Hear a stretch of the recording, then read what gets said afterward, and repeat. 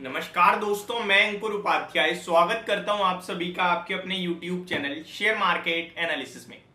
यहां पे आप सभी के साथ 5 स्टॉक्स के बारे में बात करने वाला हूं। नाइका, लक्स इंडस्ट्रीज, CUB यानी कि City Union Bank, FACT and last Finolex cables.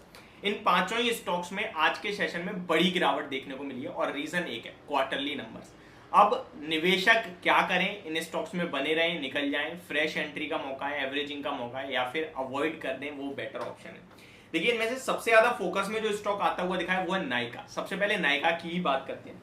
अगर इसका रिजल्ट्स देखोगे तो वो तो आपके लिए खराब है ही, चाहे आप ईयर ऑन ईयर बेसिस पे देखें। लेकिन क्वार्टर ऑन क्वार्टर प्रॉफिट में हल्की बढ़त आई थी, बट फिर भी बाजार ने पूरी तरीके से इसे नकार दिया। आज के सेशन में जो 8% की गिरावट हुई है, उससे ज्यादा इंपॉर्टेंट जो है वो ये है, एवरेज वॉल्यूम्स के सामने वॉल्यूम देखो आप, और वॉल्यूम्स के साथ ये गिरावट अपने आप में नेगेटिव है। लगभग 8.5% शेयर टूटा है आज।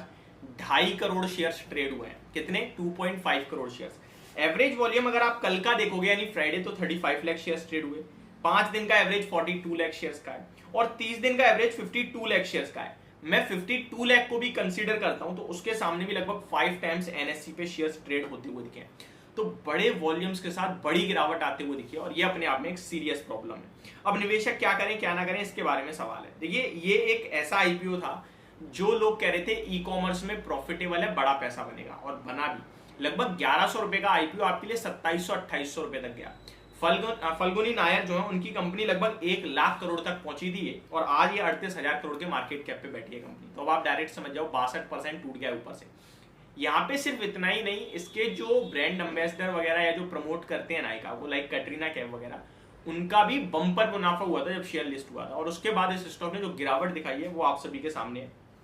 टेक्निकल बेसिस पे ब्रेक डाउन हुए हैं और 125 रुपए तक के लक्ष्य दिखते हैं नीचे में। फ्रेश एंट्री, एवरेजिंग दोनों अवॉइड करें, और ऑलरेडी है तो फिर आप वेट कर सकते हैं।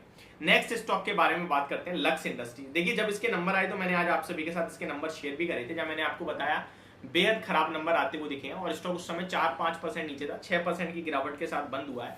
लॉन्ग टर्म के लिए मुझे दिक्कत नहीं दिखती है। 30-31 के PE पे ट्रेड करता है।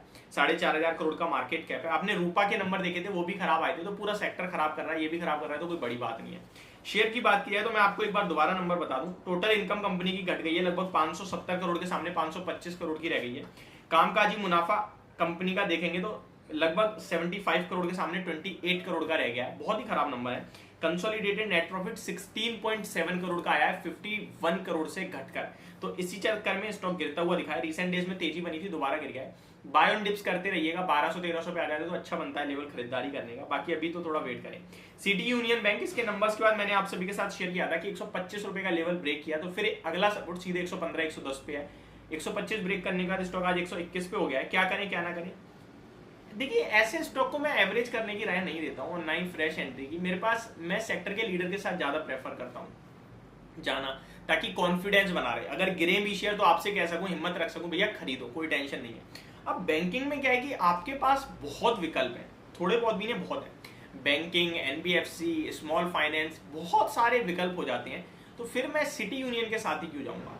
मेरे पास मतलब दिग्गज से दिग्गज पड़े हैं और भी पड़े हैं, वहां चला जाऊंगा। तो मैं इसको लेकर अपनी राय ये रखूंगा कि मैं पर्सनली अवॉइड करूंगा। बाकी आपके पास है तो आप अपना डिसीजन खुद लीजिए। अगर टेक्निकल बेसिस पे आप मेरे से लेवल पूछोगे तो स्टॉक में अगला सपोर्ट निकल के आ रहा है 110 रुपए के करीब। एग्जैक्टली मैं आपके साथ शेयर कर देता हूँ सिटी यूनियन बैंक का 6 महीने का चार्ट देखोगे तो स्टॉक ने लगभग जून मंथ में 119 रुपए का लो लगाया था, जहां स्टॉक आके खड़ा हो चुका है आज। और अगर एक साल का चार्ट देखो तो वन साइडेड 220 रुपए से गिरावट चल रही है स्टॉक में। हल्की सी तेजी बनी इस बार 130-33 तक और फिर टूटने लगा ये शेयर। कोई मतलब नहीं बनता ऐसे स्टॉक में निवेश करने का। मैं तो अवॉइड की राय दूंगा। बाकी ऊपर आ जाते हैं इस तरीके के स्टॉक तो लोग काफी ज्यादा अट्रैक्ट हो जाते हैं। Last but not the least, Finolex cable.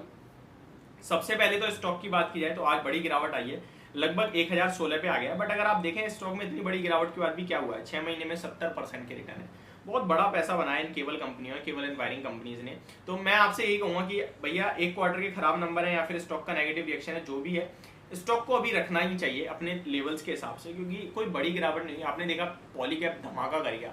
एक और तक KEI इंडस्ट्री अपने नंबर्स के बाद 7% गिरा, अगले दिन 7% भागा। और मैंने KEI इंडस्ट्री में भी यही कहा था, होल्ड करना चाहिए आपको। यहाँ भी मैं यही कहूंगा, होल्ड कीजिए। स्टॉक के नंबर्स देखे तो मार्जिन ऊपर ही है। क्वार्टर ऑन क्वार्टर डिप आ गई है, ईयर ऑन ईयर बेस पे तो अभी भी ठीक है। टेक्निकल बेसिस के हिसाब से आप सपोर्ट लेके SL रख सकते हैं अपना। छोटा एसएल 983 के समथिंग का बनेगा और डीप तो फिर बहुत ही डीप हो जाएगा, तो 980 960 का रख लीजिए आप, और उसका सीधे 880 के करीब कहीं ना कहीं एवरेज भी कर सकते हैं। तो ये मेरी तरफ से आपके लिए इन 5 स्टॉक्स के ऊपर वीडियो। होप आप लोगों को जानकारी समझ पसंद दोनों आई होगी। Thank you so much for watching this video. Have a great day guys.